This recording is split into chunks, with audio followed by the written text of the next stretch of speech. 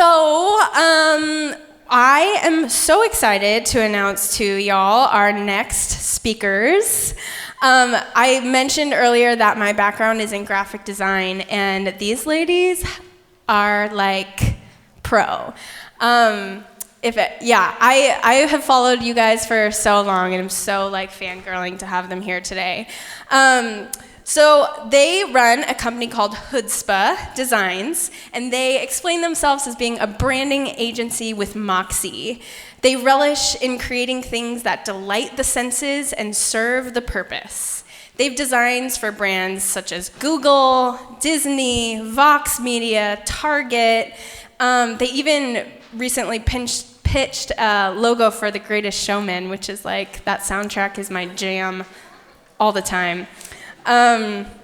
Which is so awesome. So they enjoy inserting fresh perspective on challenging projects. Problems welcome, solutions served hot. Ladies and gentlemen, would you please welcome Amy and Jennifer Hood.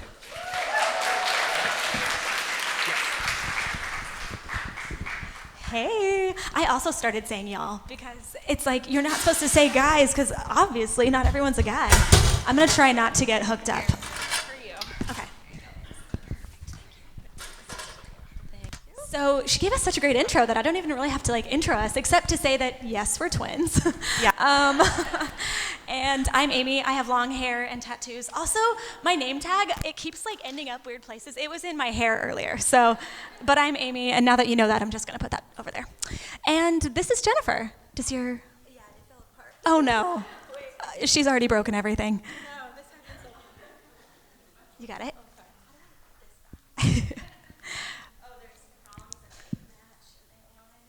You got it? It's like here we go. I heard it go. Yeah, I work on a computer every day. I know how to do this. Also, we talk like maniacal hyenas. Do you mind turning my voice down? It's like the Chipmunks Christmas album. It's like, your ears would be bleeding by the end of this. You know what's so funny? When I walked in, I was like, Yellow Conference, sponsored by denim. It's like awesome. Everybody's wearing like amazing like denim jackets, and it just everybody looks awesome today. We all look like we walked out of a Ralph Lauren catalog. I love it. So I loved that video that they played earlier because that was totally us. We've been creative since day one. And this is us, like, circa 1996. We lived in upstate New York at the time, and we had made our own double mint gum costumes, but they melted in the New York harsh winter snow that starts on Halloween. So, so we've been creative, like, since we can remember. And so if you click it, I think there's a fun little zoom in on those Also, like, if you can guess who's who, you get a free pin. We have a pin company, and so we brought prizes for if you ask questions at the end. Yeah. So whoever can guess who's who will also get a prize. Also, it's funny because, like, we were talking about, like, what are there things that we need to work on with the girls back here? And Amy was like, my temper. Can you guess which one Amy is? She's the one with anger issues. Yes. But anyways, yeah. We can go to the next slide. We're also best friends. This was our senior portraits. We took them at the beach. People think we're so creepy, but we don't share bunk beds, okay? And we are separate people. But I feel like we should get our company photos redone like this again at the beach. Absolutely. It's like Olsen Twins movie. But yeah, we run Hoodzpah Design. We're a branding agency. We're located in Newport Beach, really close, kind of down the freeways, a few freeways. And we started out, 7 years ago? Yeah. We had been working at this crappy coupon clipper magazine. You know, like that magazine you get that you never asked to get. And it wasn't even like the Botox ads. Yeah, it's like Pilates and Botox and that kind of thing. But we didn't even work at like the main coupon clipper. We worked at the knockoff of the coupon clipper. So like the worst first job that you would want as a designer. But we learned so much, and we got really comfortable because we didn't go to school, and we didn't have a degree, and we learned everything at this job. So we kind of felt like indentured servants, and we were like, no, like we owe our livelihood. Yeah, we can't leave. Like they gave us everything, and even though we're only making $10 an hour as an art director, like they care about us, you know. And so we were kind of blind in that sense of what our worth was. And then the print industry took a huge hit, and our magazine just folded. And so we were left out on the streets, and we were completely unhireable. I mean, everyone's like, oh, it's probably this like Beyonce moment where you started your company. So brave. It's like, yeah, like no, Sarah not Bareilles at all. Brave started playing, Yeah. and we were like, let's start a company. No, it was like we were pretty much unhireable on paper. All we had was a portfolio full of like ads, and they were ugly ads. They weren't even nice ads. So no one would hire us. We didn't have a college degree, but we were like, living in Orange County, which is expensive. So we were like, okay, we need to figure something out. And so we started our own design company, which we always knew we were good at, but we just weren't good at telling our brand story. So we learned really quick, okay, we have to just start putting work out. Nobody wants to hire us because we don't have the work that proves that we can do what we can do. So we have to like just make what we want to make. Here's some examples of things that we've done recently. Docent is actually a local brewery down in San Juan. They're down in San Juan. Has anybody been there? It's really good. If you like beer, you should go. Oh, yeah. She's been. Cool. It's really good. Oh my gosh, how cool. Yeah. Yeah, so we did all the murals and stuff. We've done some Facebook sticker packs with Facebook. Yeah, that was like for flu season, which is funny. Yeah. And then we got the chance to go to Sweden to do a talk, and we met this girl, and she does a conference for influencers in Sweden, and she was like, oh, can you brand my conference? And so we got a project out of that, and that was really cool. So now we can say we're big in Sweden, which is kind of neat. And then, yeah. These are some of the logos that we started doing. You kind of start out in your career as a generalist, right? It's kind of like she was speaking of in her speech, is like you just want any work that'll come in because you're just trying to pay the bills.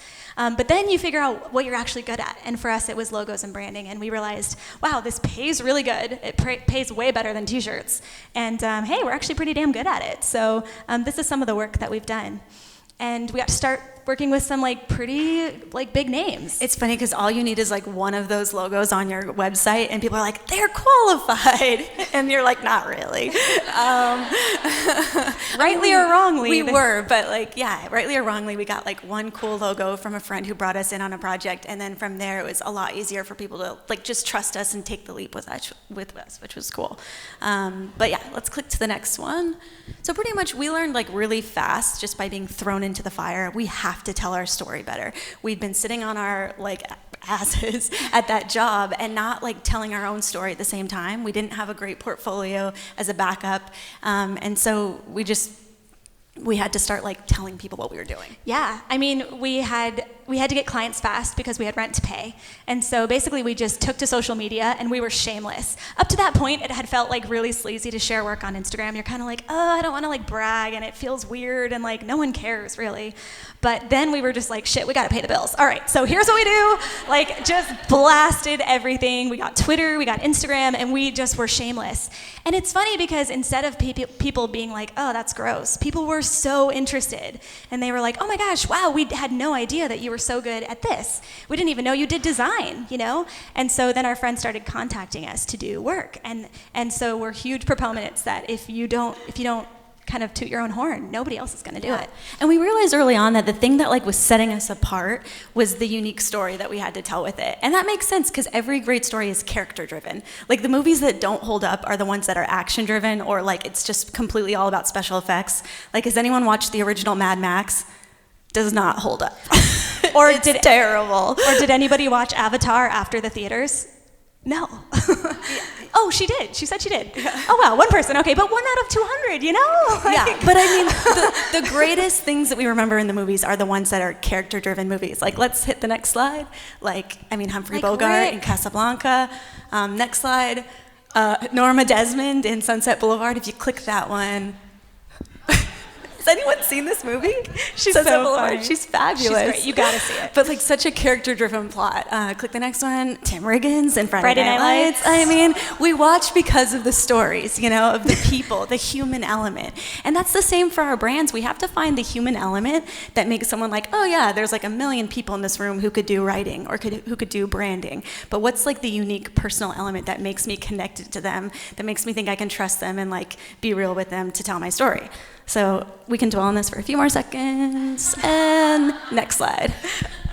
So for us, it was very much like the minute we would tell people like, oh yeah, we're twins, we work together, we both do art, we're both really good at it, that's what people got excited about. Not necessarily that we were designers. They were like, what, you're twins, you work together? Let's talk about that. And that's what all of our meetings with clients would end up on that. And it's funny, and so instead of fighting that we're two blondes that look like we're barely 18 and people are like, do your parents know you're here? You know, instead of fighting that kind of thing that we are, very giggly, very laughy, we just kind of started embracing what we actually are. And we started using that to our advantage. So instead of being like, sorry, we didn't go to school, instead of doing that, we said, hey, we actually did it the old school apprenticeship way, which is the age-old way, and it's actually much better. And using the things that could have been seen as a negative and turning them into a selling point. And so you guys could do the same thing. Like, I'm sure a lot of you here are freelance, or some of you here are working for someone else, but you're interested in freelance or going out on your own or starting some sort of creative side thing, but you're not really sure how to get that story started. So first step is you have to take stock of what makes you rad, what makes you special. Now, this is the hard part because I think we all know what we like to do. Like when we all had to write down what we want to like spend more time taking ownership of, we know we want to do more drawing, we want to take more trips, we want to do this, that, or the other. We know what we want, but we don't know what makes us special in that space. So an easy way to find out is to interview friends and family and have them tell you, because they have a more clear perspective than you do about yourself. We can be very hypercritical. So ask friends and family, what am I good at? Because sometimes like the thing you think you're good at, you're actually horrible at. Like, how many of you are good drivers? Exactly. You lie. Yes, you lie. No, I'm just kidding. Yeah. No, she was convinced. She's like, I'm a great driver. Yeah. But so having your family be like, actually, the thing that you're best at is like with Jen, when people meet Jen, they immediately feel at ease. They immediately feel like calm and like accepted. So that's her strength. And maybe she didn't know that if I didn't tell her that. Thanks, Aim. But Amy's strength is that she's incredibly like motivated and driven, and like she'll be working at like 10 at night, and I'm like, feel so guilty because I'm not. So asking your family, they'll help. The next thing is, what is weird or memorable about you? So again, like one of the things that I would sometimes say just off the cuff is, oh yeah, I used to play fiddle in my family bluegrass band back in Kentucky. People would say, whoa, like let's go back to that thing because we don't have those in California. Not that many. I mean, Bakersfield sound, sure. But right. So those things, those interesting things, like me, instead of being ashamed that I'm from Kentucky and being like, no, I'm from California. I was born here. Instead of that, I'm like, yeah, we grew up in Kentucky, and yes, there were tractors, and yes, we had a barn, and there was cows. And this sounds silly to be like, oh, what are your good conversation topics? But it's like those little moments at the beginning that just take someone's guard down. It can make that connection so that you can work with someone or collaborate with someone who otherwise is like, who's this stranger who just wants to like, you know? So you have to like, make yourself memorable. Yeah, make yourself like, you know, approachable. So number C, what are your hobbies and interests? Like if you are into karate or you're a Nick Cage enthusiast, like whatever you are really into, integrate that into your messaging. Because I mean, really the goal is to work with people who are like-minded and who have the same passions as you. So if you put that out there, then those people are going to be attracted to what you're doing. And that way you're not just providing a service to someone, you're not just writing or branding someone, you're doing it with someone that you also like and enjoy what they're doing. And that's what the really great designers that do the work that, you know, we all call fun work. We're like, how do you get the fun work? You know, everyone says that. Like, for example, Ty Matson, who does those posters. He did the intro credits for Dexter, and he did the Lost posters and things like that. That all started just because he made a poster because he liked the show Lost. He was working on just regular old design stuff before then, but he just decided to do something for fun about something he liked to connect with a community, and he made it for him and his friends. And then one lawyer sent him a cease and desist from, you know, the network, and then another person contacted him and said, can we license this? So it's kind of funny how if you just do things that you like and do things to attract the community and the people that you like, what you'll attract. Amy keeps trying to switch the slides, but it's really happening over here. That's funny. So after you know what you like, what you're good at, what is interesting about you, now you have to start vocalizing it. This seems like really obvious, but it's actually really hard to do. An easy way to start is to do it internally. Like, I think we don't take enough time to just take stock. Like, what do I want out of my life? Like, we just go on autopilot. We're at our jobs every day, and we're not thinking about, like, you know what? I didn't even stop to think that I don't really like what I'm doing. Or whatever, you know? So start journaling, start even on your iPhone notes. If you're stuck at the DMV, instead of like putting in your earphones and listening to music, write down like, oh, what am I thankful for today, and what did I wish I do that I didn't? What can I do tomorrow? Start writing down the things that you want. Even just writing down your budget, like that sounds stupid, but one day you're gonna wake up and you're gonna be like, I'm not making what I want, and you're gonna be really frustrated. Instead of getting to that point of being annoyed, start saying, okay, like what do I wanna make? Compare it to the salaries averages in your industry. You can look up this a lot of ways. There's something called the Creative Group. They make a salary forecast every year where they tell you what people are making who work the same position as you in your region. So you can compare it to other people and say, okay, this is what I want to make. This is what I'm worth. And then set a plan in action. Say, okay, I'm making this now. If I do a little freelance work, I can make that goal. Or maybe I ask for a raise in a year. Setting goals for yourself instead of getting frustrated. And that way you have a year to pump your tires, pump yourself up. And you're not just going to your boss when it's like do or die. Or you're not just like, raising your prices when, it's like a panic moment. You're like psyching yourself up for a future plan. So you gotta internalize it first. Then start talking about it casually with friends and family. People who are like safe, that you can just be like, it can be as simple as, we lose these opportunities every day when people are like, hey, what are you up to? This is a golden opportunity. Tell them, actually, I was thinking about, I really want to start drawing more because I want to start doing a comic series. Like, really? I actually have a friend at a magazine. Maybe we could hook that up and you guys could meet each other. It's the simplest tic-tac sized comments about what you want. And your connections want to hook you up. They want to do the work for you. We all want to have we all want to be the godfather. Friend. Yeah. The godfather who connects everybody, It feels good. So let your friends and family work for you. Then you're going to want to do it externally, professionally. Okay, so a lot of people have already mentioned Twitter today, but get on Twitter. If you're not on Twitter, the first thing you do when you get home is you get on Twitter. And the reason is because that Twitter is a lot of passive interactions. So there's a lot of people just liking and retweeting, but there's not a lot of people actually commenting or making original content. So say you want to talk to James Franco, who we saw in that video. If you wrote on one of his Instagram posts, there's a million people just doing heart emoji, heart emoji, heart emoji. He has maybe 10,000 posts on that post. 10,000 comments. But on Twitter, he maybe only has 3 people responding, It's a lot less of a barrier of entry. So that would be a good way to reach out to... You don't believe that, but go on Twitter and see your heroes, your design heroes and stuff. Nobody's actually commenting. They're just liking and retweeting. If you comment and say something genuinely interesting, they're going to see it. And they get all notifications, not like Instagram where it gets buried and they don't see comments because there's too many. Then you should also be doing, it sounds awful, but you should be doing cold emails. So you should be sending out emails to dream clients or just agencies. We get some of our best work from agencies. They subcontract us, they do all the client relations, all we get to do is the fun stuff, and they get the big budgets because they have the agency name. So we reach out to a lot of agencies and we just say, hey, we're Hutzpah, we're local, we do really great work that you've probably never heard of, and if you ever need to subcontract, let us know. And even the simplest points, sometimes someone will come up to me how do I get clients? And I go onto their Instagram. They're not linking their website from their Instagram. The simplest things, link to your social, or on your social to your online presence, Let's go to the next slide. And lastly, hire yourself by making the work that you want to get paid for. So we kind of talked about it before with Ty, but we did this without even really knowing it.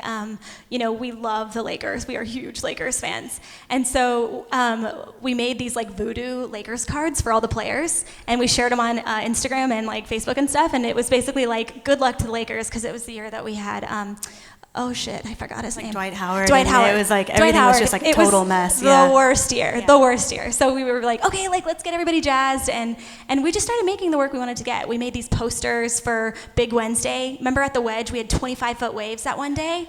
And I made a poster and it sold out in 2 days. Yeah. Just things that were interesting to us about our community, about what we were interested in. And those Lakers passion project illustrations we did, SB Nation eventually, it wasn't even immediately. It was 2 years later. They had been seeing our work constantly. And they're remember those Lakers cards you did? That's what triggered them to be oh, I didn't know they like sports too. Let's get these girls in and have them do some work. So start assigning yourself the projects you want to do. You can talk all you want about, I really want to get into this industry. But if people go to your website and you have no proof that you can do that on there, what makes them want to take the leap with you? You're not really giving them a help to show them, I know I haven't been hired for it yet, but I can do this. And when you make your own assignments, try and do it strategically. I find that when I go to someone's site and they just did this fake rebrand of Twitter, it doesn't mean very much to me. I'm okay, they just chose a client and they made up this project, but it's not real. Instead, find like something that you're passionate about and do it because you're passionate about it. Like, oh, I really love the X-Files, so I'm gonna write all these fake, like episodes of the X-Files. Like, do something that's just like more like heartfelt driven. You know what I mean? Or find like a charity, find a business that you really believe in that maybe doesn't have a big budget and say, hey, I'll help you with copy or photography or a video or a logo. And in return, you give me all the creative control. And then you have a project on your website that you're really proud of and that can show that you can do the work that you want to get hired for. Yeah. Show your work. So you can do your personal projects, you can do your, making your own assignments, but if you don't share the work, no one's gonna know you did it. So you have to start making little goals for yourself, like posting to social media like at least once a week with the kind of work you do, or just even like a little behind the scenes shot of like, hey, I'm at my computer, I'm sketching, or like, oh, I'm working on a new article. Letting people know that you're doing it without hard selling it, by just showing them on your social media. That's really easy. And also making it easier for people to discover you who don't know you. If you're into design or illustration, look up Dribbble with 3 B's, because these are sites, or Behance, get on Behance. These are sites that agencies and art directors are already searching to look for people with certain talents, and they don't have to know you to find your work.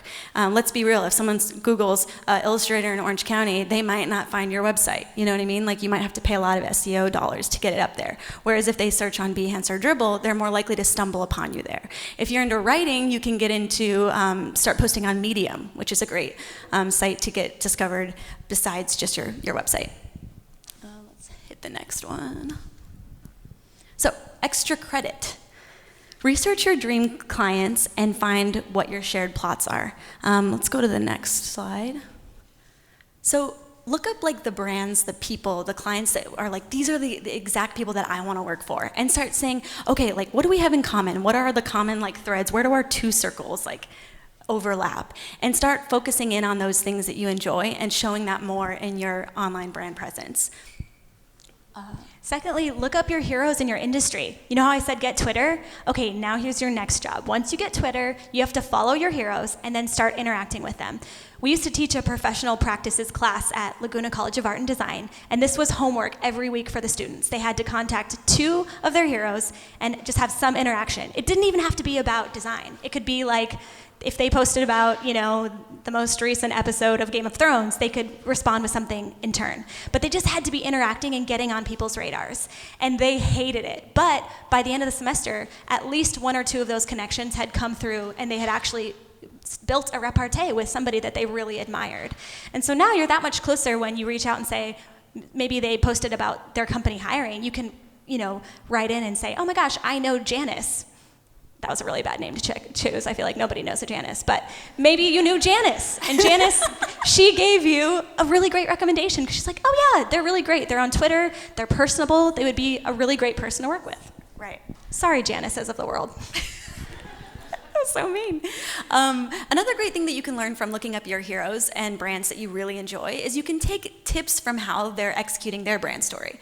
So a lot of times we have this gut reaction like, oh my gosh, they do such a great job, but we don't really stop to analyze, why am I so compelled by this? So take time to like really analyze the masters. This is what, people back in the Renaissance did all the time. They would go and paint what Michelangelo painted, and they would paint what Da Vinci painted. And artists still do this today because you can learn a lot from watching the masters, and then you can funnel that into something that's uniquely yours.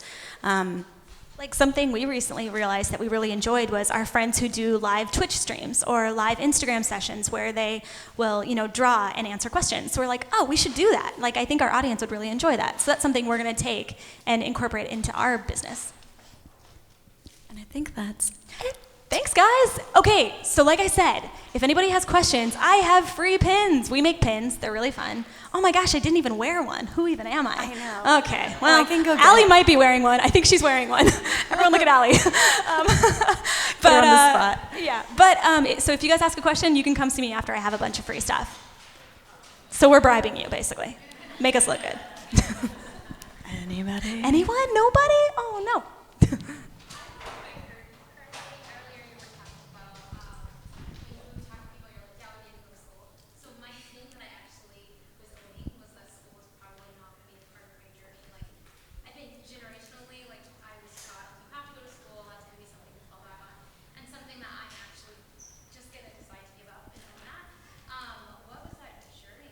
Yeah. Oh man, that was tough. It was tough. Like, we were the same way. Like, we had 4.0s all through high school. We thought, like, oh, we're going to just, like, college is going to be awesome. And then it turned out, like, our parents couldn't pay for it anymore. And we were trying to pay for our way through community college. And 4 years into it, we were like, this sucks. Yeah, I was 5 years into a 2-year degree with maybe, you know how, do the math. It was bad. Right. So we realized that we're like, okay, the great thing about a lot of creative industries is it's not like going into medicine or something where you have to get that certificate to do it. You really just have to do the legwork to prove that you can do it.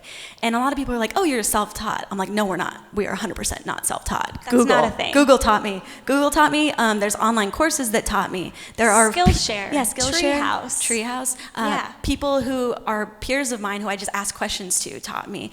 We learned on the job by just like doing, and it was not pretty stuff that we were working on. It was not stuff that we were passionate about, but we learned so much. So even getting a job somewhere where they are like, don't mind that you have experience because maybe they are not doing fun stuff that people want to work on, you know, you can still build that experience barrier that's keeping you from the real work that you want to do. So that's the glory of where we're at now, is that the internet has made education so accessible, and you don't have to go to college to get there. And you can jumpstart your career so much faster. Like, we're 30 whatever, and secret number, and she keeps telling our age, but it gives me away when you give you away. Sorry. Okay.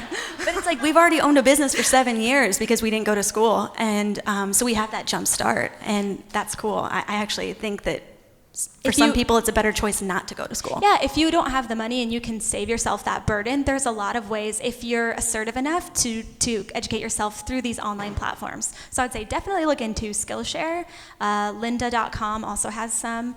And Treehouse, if you want to learn how to code, maybe. Treehouse is really fun. They give you, like, it's like a game. You get prizes if you do it right, so it's really fun. So, yeah, so as long as you're willing to take the time. Oh. Thanks.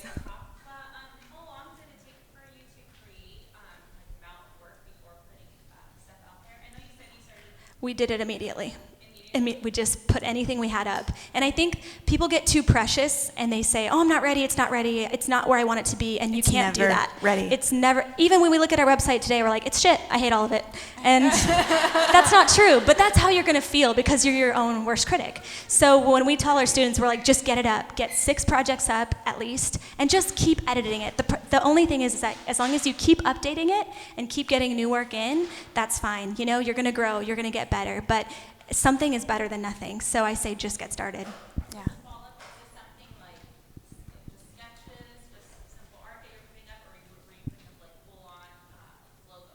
So she asked what to put on your portfolio. I actually don't like seeing sketches unless they're like really nicely done. So I would say definitely do finished projects. And a good way to get a lot of work if you don't have any, so say you're trying to like pump up your portfolio, find one of those challenges like an Inktober or a Draw Daily, 365 Draw Daily challenge. They're on Instagram. Design challenges? Yeah, it's a design challenge, and they give you a prompt every day. You can find writing challenges too. Find whatever it is for your industry, and they'll give you a prompt every day, so it's not hard. And then you can share your work. They also have a hashtag so that people can find you. So it not only gives awareness about you and your work, but it gives you something to do to fill your portfolio. Yeah.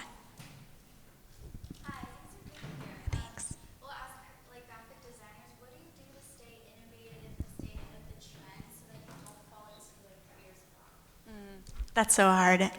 How do you not follow trends and fall into a creative block?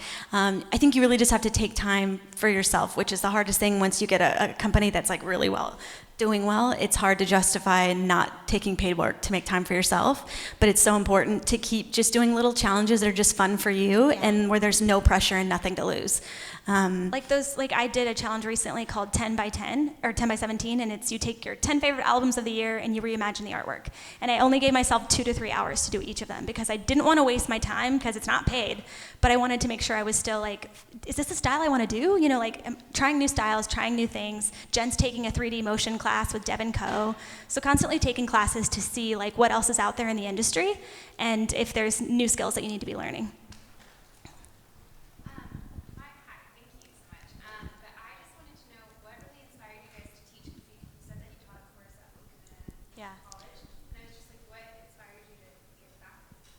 Well, when we started our business, we kept getting people asking us all these questions, like, how did you do this? How did you do that? Like, they just wanted to know. Especially since we were bootstrapped, since we started with no money and no education. People are like, yeah, we want to do it that way. Yeah, right. So people kept asking the same question. So we wrote, really we got invited to a conference to talk about it, and we kept writing out all these notes, and it was like 60 pages of notes. We were like, this is not a conference talk. So we just like packaged it into a book. And then one of the students at LCAD saw it, and the school invited us to talk about it. And then the teacher was like, we need this as a course.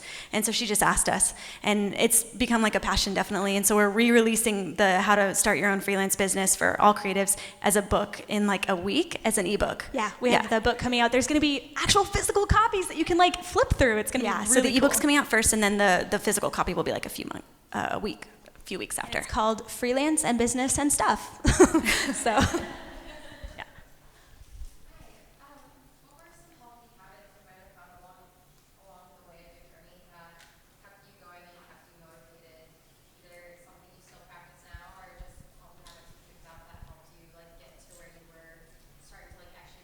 Yeah, the hardest part of starting a side hustle or trying to pursue a hobby to see if you can make a career out of it is you have to give yourself like boundaries. Like you have to like set, like we definitely, when we first started freelancing, we're like, we have to keep regular hours. Otherwise we'll just be like, I'm not feeling it today.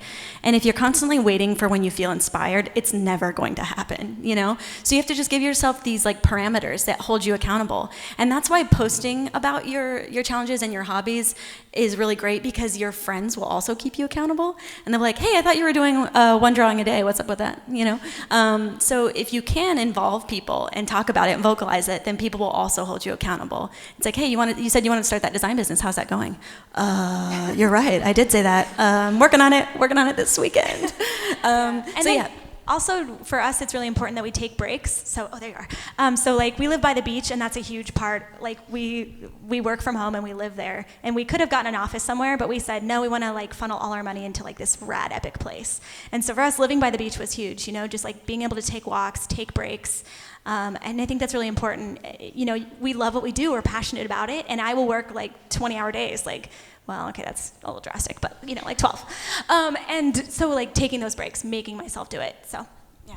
She's been waiting to ask a question, yes. Hi, my name is Janice. Janice, is it really? Oh, my God. I was like, no! Okay, but we do love the Janices of the world. Do you have a question? That was it? Oh, that was a good joke. Okay. Quality Do you have a question? content. Okay. So, as being twins and in business together, do you have separate, like job kind of positions, or do you just share? She asked us if, as twins, we have like the same skills or separate skills.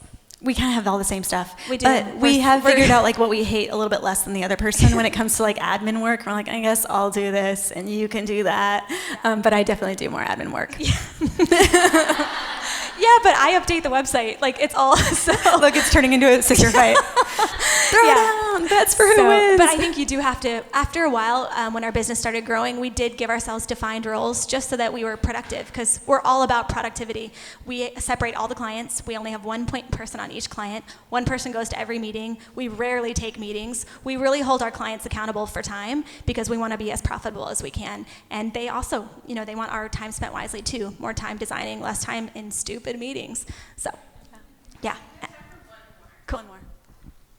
What is one thing you would do different starting off a business if you did it today?